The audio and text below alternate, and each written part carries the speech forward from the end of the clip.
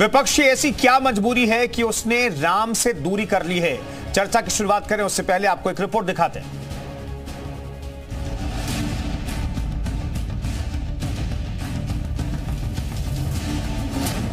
राम से दूरी, क्या मजबूरी?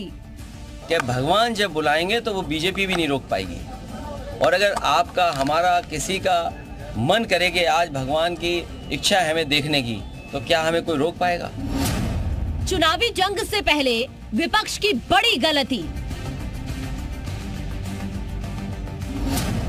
छाया अहंकार, राम का तिरस्कार। कोरोना की महामारी में उन्होंने ये कहा था ये वैक्सीन जो है वो भारतीय जनता पार्टी की है। हम उम्मीद करते हैं वो अपने विचारों पर फिर से मंथन करें। राम का तिरस्कार, राम भक्त देंगे जवाब।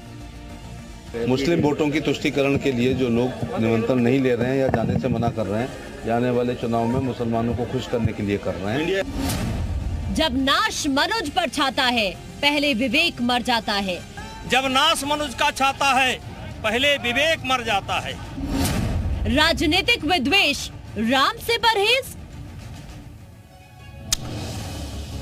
तो चर्चा की शुरुआत करें उससे पहले जो अहम सवाल है वो हम आपके सामने रखना चाहते हैं। क्या राम मंदिर के प्राण प्रतिष्ठा कार्यक्रम में जाने से अल्पसंख्यकों की नाराजगी का डर सता रहा है? धर्मनिरपेक्ष और तुष्टीकरण के बीच क्या उलझी हुई है कुछ राजनीतिक पार्टियां? ये अपने आप में बड़ा सवाल है। गठबंधन के साथियों की राह पर क्यों चल रहे हैं अखिलेश, और बीजेपी और आरएसएस से क्यों अलग दिखने की कोशिश हो रही है?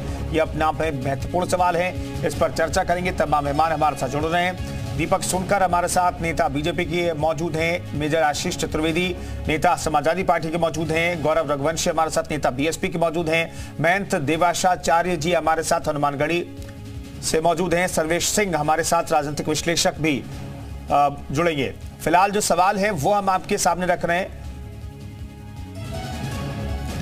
ये आज के महत्वपूर्ण सवाल हैं जिस पर चर्चा आज करेंगे। बीजेपी और आरएसएस से क्या अलग दिखने की कोशिश में तमाम विपक्षी दल हैं, इसलिए क्या राम मंदिर के उद्घाटन कार्यक्रम में, रामलला की प्राण प्रतिष्ठा के कार्यक्रम में जाने से परहेज कर रहे हैं?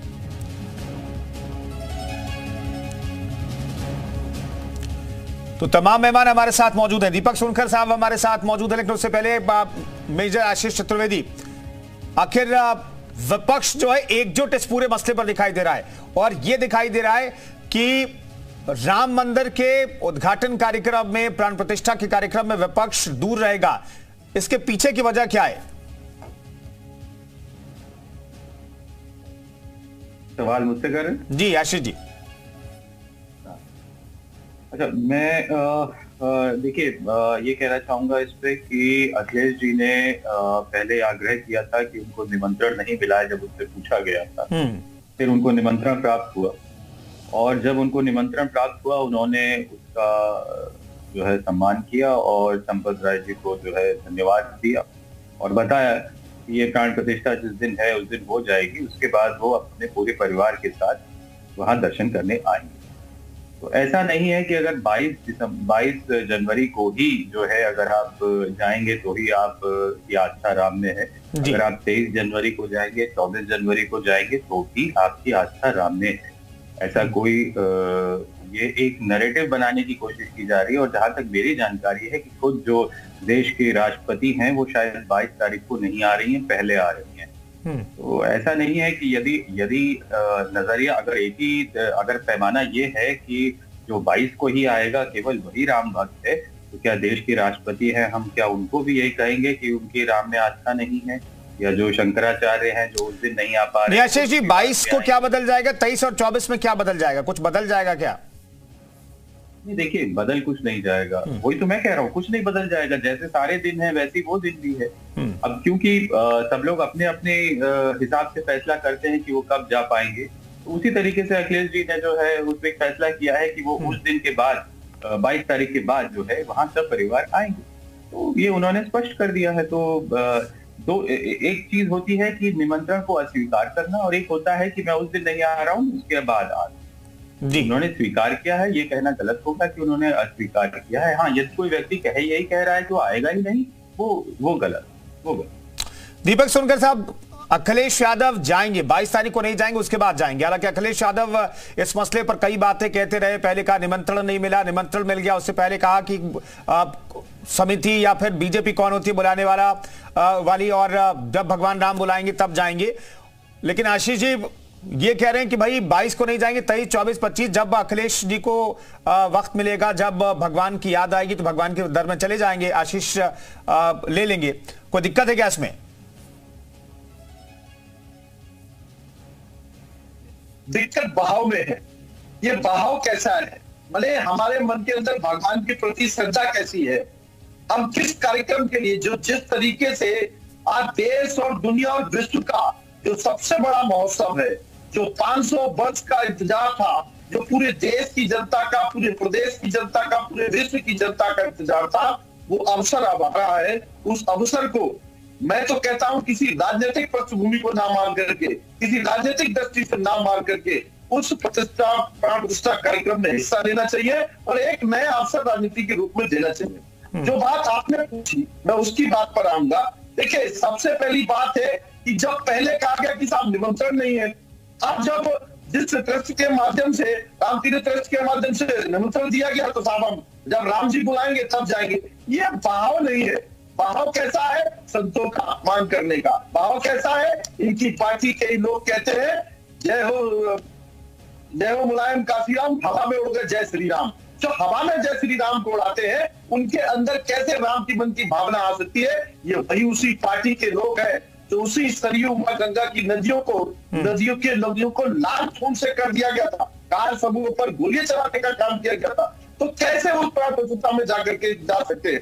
हम तो कहते हैं इस बात को एक भाव से जोड़ना चाहिए, भगवान की श्रद्धा से जोड़ना चाहिए। रामलला सबके है, रामलला के चरणों में अपने शीश को बंधन करना चाहिए और जिस तरीके से एक नए अध्याय की शुरुआत करना चाहिए। ये राजनीतिक कार्यक्रम ना होकर के, पार्टी का कार्यक्रम ना होकर के, जिस तरीके से ये भव्य और दिव्य कार्यक्रम है, इसमें जाकर के सम्मिलित होना चाहिए। ठीक, भाव का जिक्र कर रहे हैं बीजेपी के नेता दीपक सोनकर साहब, लेकिन गौरव रघुवंशी जी, बीएसपी का भाव क्या है 22 तारीख को लेकर के और प्राण प्रतिष्ठा को लेकर के?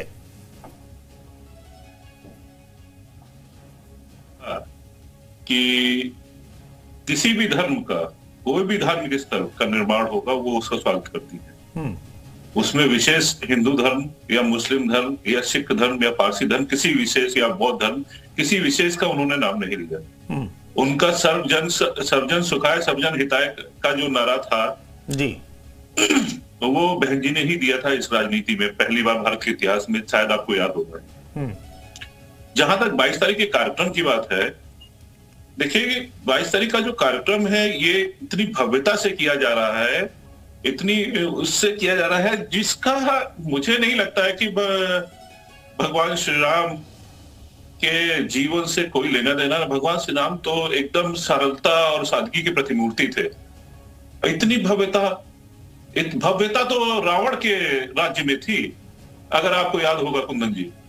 मुझे तो याद है कि रावण के राज्य में भव्यता तो जरूर थी, लेकिन भगवान श्री राम तो बहुत साधारण थे, बहुत साधारण मनुष्य की तरह जीवन जिया उन्होंने। 14 वर्ष वनवास में रहे और आपको आश्चर्य होगा उस समय के जो लोग, जो आज भगवान राम के जन्म स्थान के में मंदिर के निर्माण के लिए इतना बढ़ चढ़कर बातें कर रहे हैं, इनका तो तुलना मुझे कालनेमी से करने का मन करता है। कालनेमी भी भगवान के राम का जप करता था, लेकिन वो केवल स्वार्थ सिद्धि के लिए, उसमें को कोई आस्था नहीं थी और ऐसा जब कर रहा था कि उसमें भगवान हनुमान जी भी फंस गए। जब भगवान हनुमान जी फंस सकते हैं, तो आज भाजपाइयों के चक्कर में जनता फंस रही है, तो कोई दिक्कत वाली वो इतना विचारणीय प्रश्न नहीं है। कुंदन जी देखिए, अगर हम तुलना भाजपा की करें तो ये बहुत करीब रावण के पाई जाती है, चाहे वो नहीं। चलिए, चाहे गर्व हो, चाहे बहुत बड़ी बातें कह रहे हैं, इस पर आप सुनकर जी से मैं रिएक्शन लूंगा, लेकिन मैं देवस्याचार्य जी हमारे साथ मौजूद हैं। मुझे पूरी कर लेने दीजिए, मुझे पूरा कर लेने जल्दी से गौरव जी, जल्दी से। इनका भगवान श्री राम, भगवान सिया राम, सीताराम, इनके जीवन से कोई लेना देना नहीं है। चलिए मैन जी के पास जाऊंगा, लेकिन उससे पहले एक मौका देना चाहिए बीजेपी के प्रवक्ता को इस पर रिस्पॉन्ड करने का।